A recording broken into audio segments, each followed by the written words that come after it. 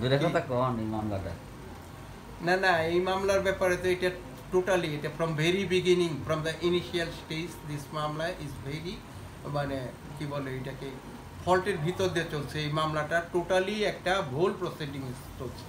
কারণ যেখানে হাইকোর্টে একটা আদেশ আছে, সেই হাইকোর্টে আদেশকে ভায়োলেট করে ম্যাজিস্ট্রেট সেটা না মেনে, ইভেন সেটা additional district session first court Gazipur, সেটাও সে না মেনে তারপরে এই আদেশ তারা যেভাবে তাদের মন গড়াভাবে পাস্ট হইয়া, এর মধ্যে all culprits should be come before the criminal under of criminal law, সবগুলোকেই এই ফৌজদারি আইনের আওতায় এনে বিচার করতে হবে। এর মধ্যে যারা গিল্টি আছে, এর মধ্যে গিল্টি হইল পুলিশ, এর মধ্যে গিল্টি হইল প্রসিকিউটর, এর মধ্যে গিল্টি হইল ম্যাজিস্ট্রেট, এর মধ্যে গিল্টি হইল জাজ, এরা যারা আছে প্রত্যেকের বিচার হওয়া উচিত, প্রত্যেককে আইনের আওতায় আনা উচিত। কারণ একটা লোক ন্যায় বিচারের দ্বারস্থ হইয়া সেখানে 24 বছর ঘুরতেছে, 24 বছর ভুল পুরামে হাইকোর্টের আদেশকে ওভারটেক করে ভায়োলেট করে, সেই যে আদেশটার জন্য আজকে দিচ্ছি সার্টিফিকেট কপির জন্য, সেই আদেশটা 148 নম্বর আদেশ। ওই 148 নম্বর আদেশের মধ্যে সে যেটা বলছে, সেখানে এই জাজ সাহেব বলছে করে যে হাইকোর্টের আদেশের তদন্তের আলোকে দেখা যায় এটা আর কোনো তদন্ত করার দরকার নাই, এবং এটার আর কোনো কার্যকারিতা নাই, বাদীর পিটিশনের কোনো কার্যকারিতা নেই। যেখানে বাদী কোর্ট, হাইকোর্ট যেটা ধরছে যে প্রথম যে চার্জশিটটা দিল, প্রথম চার্জশিটের পরে তো বাদী কোনো নারাজি পিটিশন দেয় নাই, তাহলে somebody somehow manage the court, এবং কি কইরা উইদাউট ফলস পার্সনেশনে করলো, without the consent of the বাদী কমপ্লেনেন্ট, বাদীর কোনো মতামত ছাড়া, বাদীর সই স্বাক্ষর ছাড়া তারা ভুল ব্যক্তিকে এবং ভিন্ন ব্যক্তিকে বাদীর জায়গায় স্থাপন কইরা, বাদীর সই স্বাক্ষর জাল কইরা তারা কোর্টের মধ্যে একটা নারাজি পিটিশন দিল। হাইকোর্ট সেটাকে ধরলো, বললো যে না, এখান তো বাদী অস্বীকার করতেছে এই স্বাক্ষর তার না, সে নারাজি পিটিশন দেয় নাই, তাহলে সেই নারাজি পিটিশনটা সে কী করে। আর ম্যাজিস্ট্রেট এখানে দোষী এই কারণেই যে ম্যাজিস্ট্রেট জানে যে একটা জিনিস যেটা হয় না, যে আসামি পক্ষের কোনো there is no any locus standi to file any accused for the naraji petition, কোনো আসামি পক্ষ নারাজির জন্য দিতে পারে না। এটা কোর্ট কি করে এন্টারটেইন করবে? প্রথম অপরাধটা করছে ম্যাজিস্ট্রেট, এইটাই। সে আইন কি জানে না? সে কি বোঝে না যে এটা বাদী দিতে পারে? তার বিরুদ্ধে এলিগেশন, কারো বিরুদ্ধে যখন একটা এলিগেশন আনা হয়, তখন সে আসামির দ্বারস্থ থাকে। যতক্ষণ পর্যন্ত সেটা আদালতে প্রমাণিত না হবে, ঠিক আছে, বুঝলাম সে আসামি হয় নাই।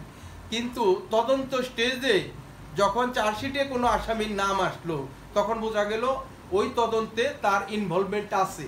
যখন তার ইনভলভমেন্ট সেখানে খুঁজে পাওয়া যায়, সেই ইনভলভমেন্টের কারণে সে সেখানে আসামি।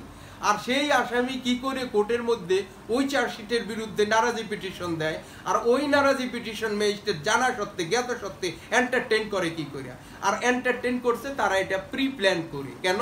যে ম্যাজিস্ট্রেট এটাকে রিজেক্ট করছে, ওই রিজেক্ট করার কারণে সেখানে আবার ওই রিজেকশনের অর্ডারে এগেনস্টে তারা যায় আবার এডিশনাল কোর্টে যায় একটা রিভিশন মামলা দায়ের করছে এই নারাজি পিটিশন অ্যাকসেপ্ট না করার কারণে। তাহলে এটা তো এন্টারটেইনই হয় না, যেখানে এটা গ্রহণই করতে পারে না, সে গ্রহণ করলো কি করে? তার মানে হইলো এখানে যে এই মামলাটাকে ডিলেইং করার জন্যে, লিঙ্গারিং করার জন্যে, ভুল প্রসেসে নেওয়ার জন্যে তখন তারা করছে। আরেকটা জিনিস, সেটা হলো যখন এই ম্যাজিস্ট্রেট এটাকে দ্রুত বিচার ট্রাইব্যুনালে পাঠায়, তখন সেখানে কেন দ্রুত বিচার ট্রাইব্যুনালের মধ্যে সেই হাইকোর্টের আদেশ কেন পাওয়া গেল না? খুঁজে সেখানে নাই কেন? সেখানে লাশের চালানের কপি পাওয়া যাবে না কেন? সেখানে ময়না তদন্তের কপি পাওয়া যাবে না কেন? সেখানে কি বলে ওই সুরাতহালের রিপোর্টের কপি সেখানে থাকবে না কেন? এর জন্য কারা দায়ী? এই সাপ্রেসগুলো করছে কারা? এই সাপ্রেসের জন্য হয়তো পুলিশ দায়ী, কোর্ট দায়ী। কোর্ট কেন সেটাকে দেখলো না? না দেখার পরে সেখানে এডিশনাল কোর্ট আবার কি করে সেটাকে আবার আদেশ দিল যে হ্যাঁ ঠিক আছে, এই 3টা চার্জশিটে যে কোনো যে আসামি আছে প্রত্যেককে নিয়ে করার জন্য। এই আদেশ তো দেওয়ার তার রাইটই নেই। সে আসে কি করে এখানে? ওই পিটিশনে তো এন্টারটেইন হয় না, তাহলে সে এই আদেশ দেয় কি করে? তাই না? সুতরাং এইটা হইল সমস্ত আসামি এবং সমস্ত কালপিট গিল্টি পার্সনগুলো এর মধ্যে একত্রিত হইয়া এটা একটা প্যাক্ট হয়ে এর একটা সংঘবদ্ধ অপরাধী চক্র। এই অপরাধী চক্র একটা মানুষকে হত্যা করলো, হত্যার পরে সেটা ন্যায় বিচার যেন না হতে পারে তার জন্য যা যা করা দরকার তারা সমস্ত জায়গায় সেই কাজগুলো করছে। অদ্যাবধি আজকে 24 বছর পার হয়ে গেছে এই মামলার, এখনো সেই হাইকোর্টের আদেশটাই ফলো করা হয়নি যে জাস্টিস শেখ রেজাউন আলী এবং রইসুদ্দিন আহমেদ যে আদেশ দিছে সেখানে বলছে যে এইখানে এই ম্যাজিস্ট্রেটের যে 18/2/2003 তারিখে যে আদেশটা সে দিয়েছে ফার্দার ইনভেস্টিগেশনের জন্য, বাদী আইনের তদন্তের জন্য ফার্দার নারাজি পিটিশনই দেয় নাই, তা কি করে ম্যাজিস্ট্রেট জানলো যে এখানে নারাজির আবার ফার্দার তদন্তের দরকার আছে? তাহলে somehow he may bias by some person, এই আসামিদের দ্বারা প্রভাবান্বিত হইয়া এই ম্যাজিস্ট্রেট এই কাজটা করছে। এখনো বাদী ন্যায় বিচারে আসায় দাঁড়ে দাঁড়ে ঘুরতেছে, সব জায়গায় ঘুরতেছে। ইভেন আমি এখানে নকলের জন্য বাদীকে একটা অ্যাপ্লিকেশন দিতে বলছি। বাদীর যে আব্দুল ওহাব এটা পায় নাই, নকল পায় নাই, তাকে নকল দেওয়া হয় নাই। তার ভাই, বাদীর ভাই এখন আবু সাইদ, সে পিটিশনার আব্দুল ওহাবের পক্ষে এটার জন্য নকলের সইমুহরি নকলের জন্য আবেদন করছে। সইমুহরি আবেদনের নকল নিলে উচ্চ আদালতে গেলে আদালত এই আদেশে হস্তক্ষেপ করবে। এইটা আসামি এবং এই চক্রটা জানতে পেরে, বুঝতে পেরে যেন সে ন্যায় বিচারে বিলম্বিত হয়, ন্যায় বিচার পেতে না পারে, তার জন্য যা যা করা দরকার তারা এইটা পর্যন্ত করতে দেয়নি। আজকে আমাকে কেন এই মুহূর্তে আমার হাইকোর্টের কাজ পেলে আমি জজ কোর্টে আসছি শুধুমাত্র এই নকলের তদবির কেন করার জন্য আমার আসতে হলো? তো এইগুলা সব হলো সংঘবদ্ধ একটা চক্র। এইভাবে যদি চলে তাহলে মানুষ এখানে কোনো দিনই ন্যায় বিচার পাবে না। আর আদালতেও যদি এগুলা গুরুত্ব সহকারে না দেখে, উচ্চ আদালত বসে আছে এটা দেখার জন্য, নিম্ন আদালত কোথায় কি ভুল করছে, কোথায় কি ত্রুটি করতেছে, মামলার সঠিক প্রসিডিউর হচ্ছে কিনা, সঠিক প্রসিডিউর অ্যাডভান্স হচ্ছে কিনা, এই সমস্ত দেখার জন্যই তো উচ্চ আদালত নিম্ন আদালতকে তদারকি করে।